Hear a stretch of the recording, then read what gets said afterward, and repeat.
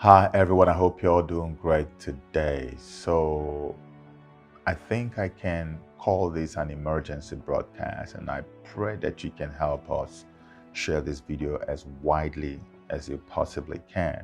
All right. So after what happened in Nigeria on the 25th of February 2023, which was the messed up election that took place in Nigeria, and then after Yakubu made his announcement that threw the nation into a mourning state, I did put out a video in which I tried to explain to those who cared to know that we were not in a sprint or a 100-meter relay, that we were actually in a marathon. Our journey, our long walk to freedom is not a sprint, it's a marathon that is broken into phases.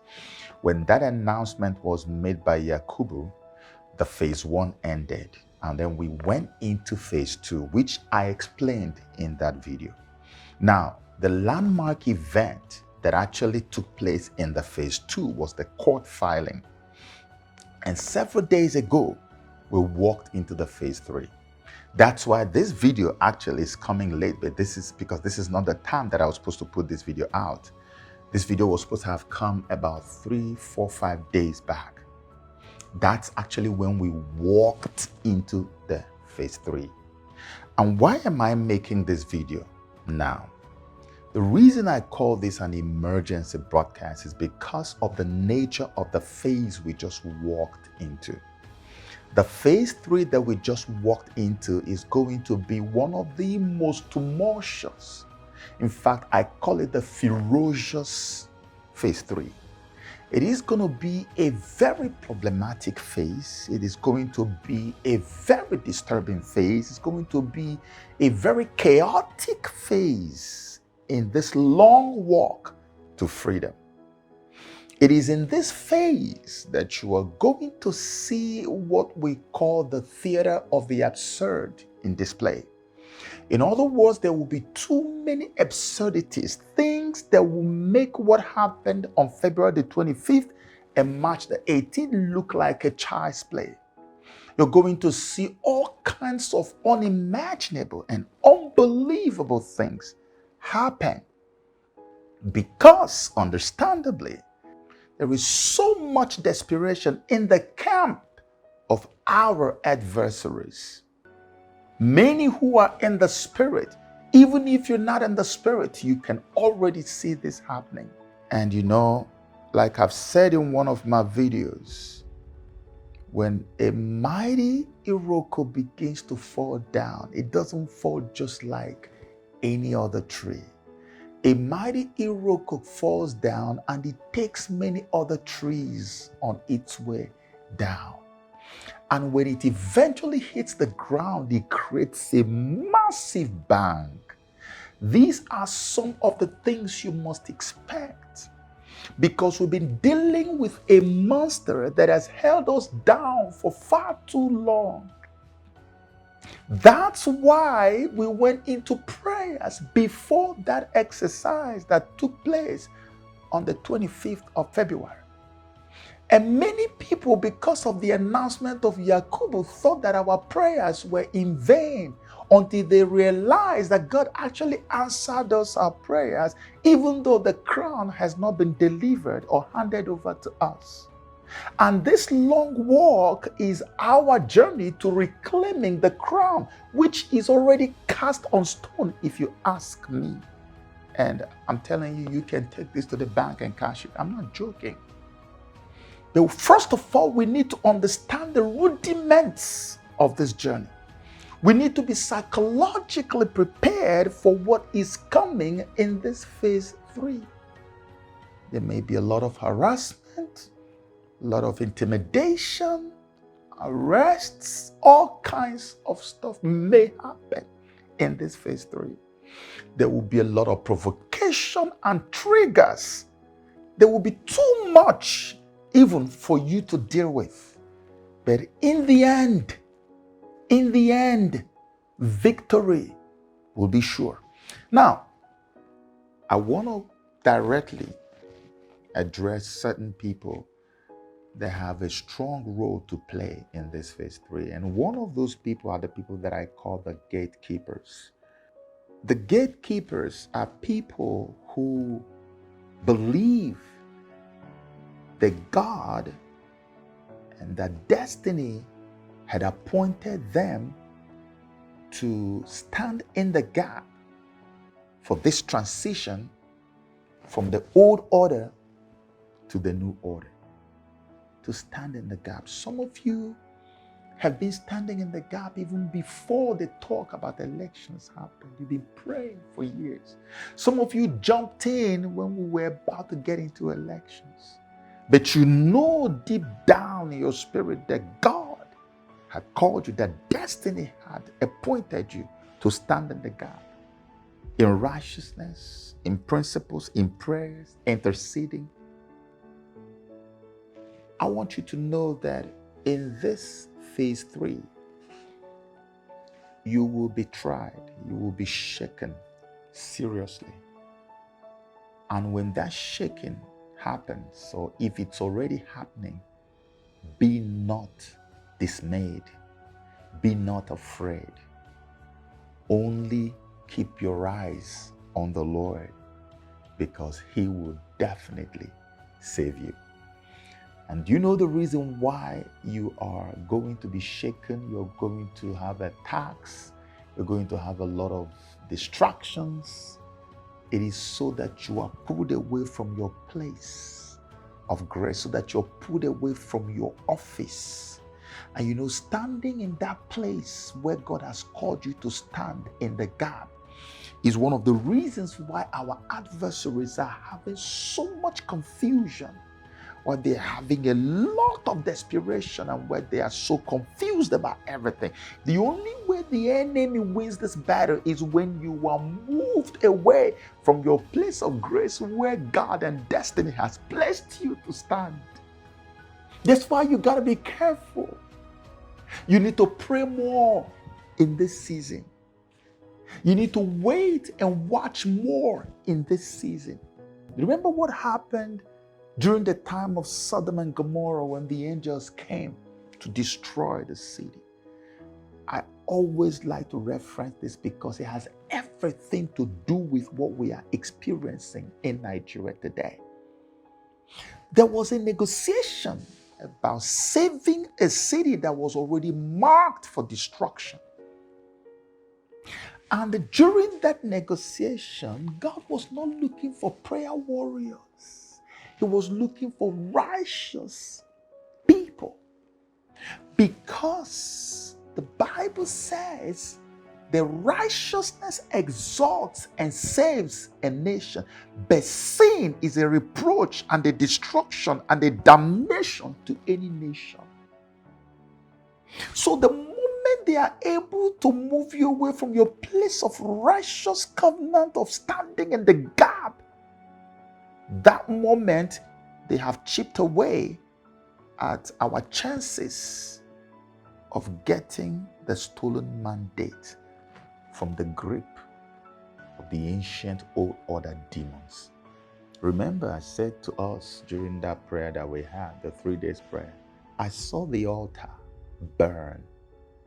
The old order has been retired. I want you to put me anywhere, anytime, any day. The only thing we are waiting for is to take what was stolen from us. And the demons that took it have nowhere to run to. They are cornered already. We are just on a journey, on a long walk to go pick it up. And we will. But you need to stand in your place and not waver to the left or to the right. Only stand still and keep looking unto Him, because He's the author and finisher of our faith. The next set of people that I want to address are the Igbos in Nigeria. You have to listen to me if you are an Igbo person. You know, there is a saying that to whom much is given, much is expected. You can see for yourself now that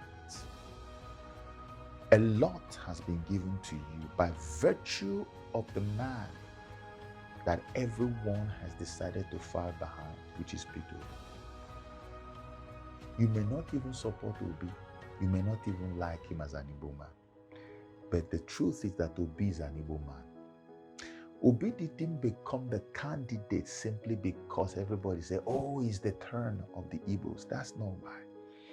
He is loved and followed by Nigerians from every tribe simply because he is the best candidate. But it does not negate the fact that he's still an Igbo man, which means you as an Igbo person, you have a burden of responsibility, of wisdom on you that you must carry out.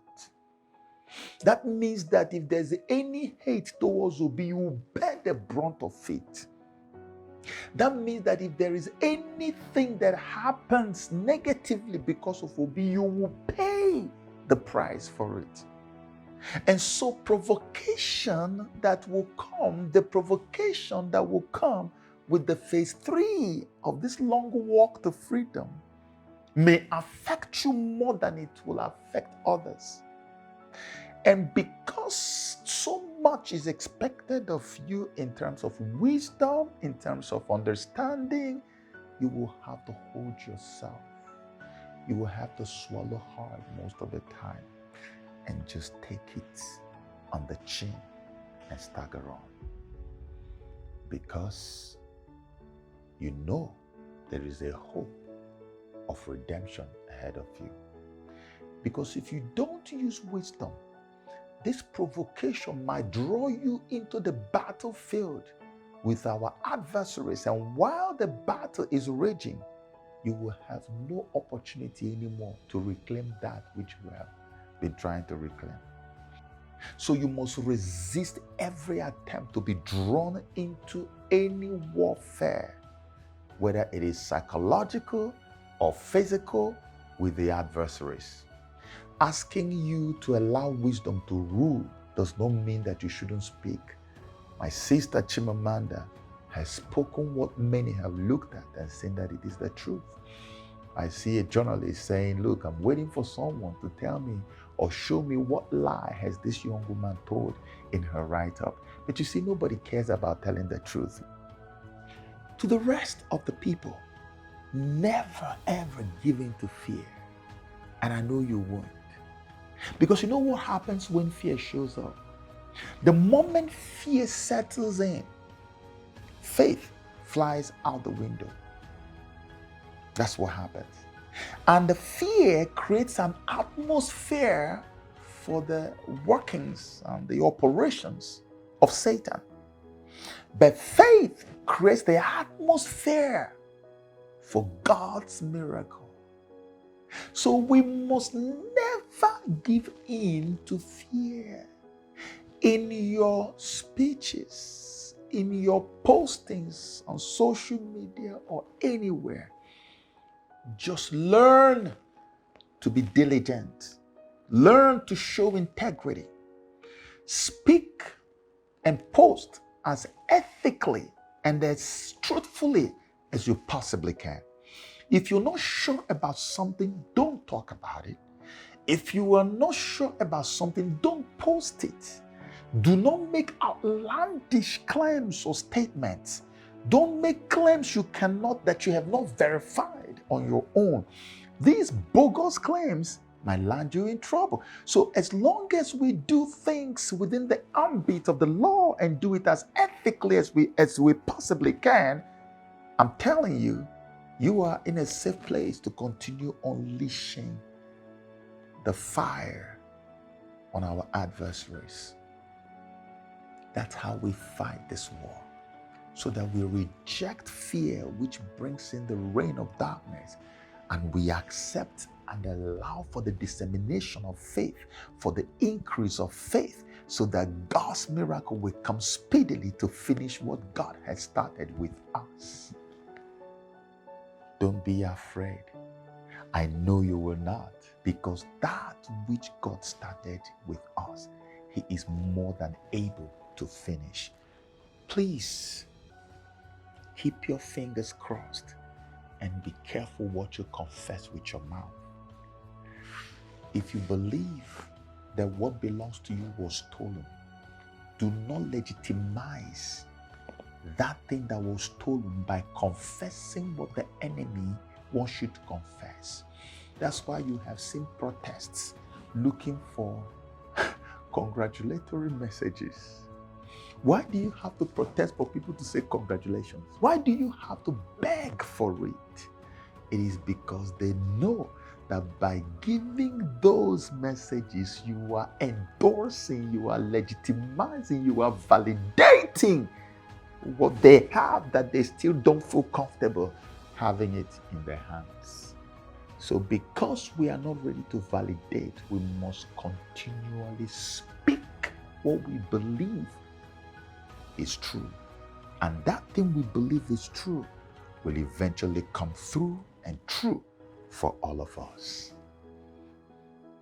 May God bless you and keep you as we draw closer and closer